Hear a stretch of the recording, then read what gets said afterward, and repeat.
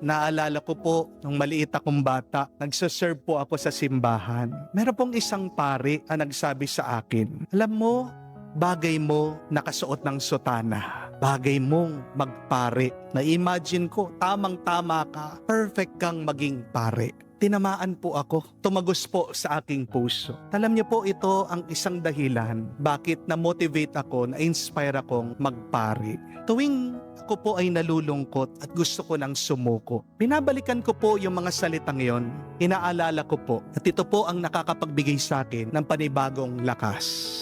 Kaya mag-ingat po kayo mga kapatid sa mga salitang binibitawan nyo. Baka yung isang biro nakakasugat ng kaluluwa. Yung isang mura nakakabasag ng tiwala. Yung isang salita na sinasabi mong hindi kita mahal. Diyan nagmumula ang buhay ng isang tao na napupuno ng galit at hinanakit. Meron pong isang babae na pumunta dito sa parokya, lumapit sa akin. Umiiyak at sabi po niya, Father, hindi ko mapapatawad yung aking ina. Kasi sinabihan ba naman ako, hindi niya ako mahal. Nung daw po pinagbubuntis niya ako, inisip niya na ipalaglag ako. Mula po noon, dahil po sa mga salitang yon, nalulong po sa bisyo itong babae. Kasi paulit-ulit niyang inaalala, pinakikinggan, binabalikan yung mga masasakit na salita ng kanyang nanay.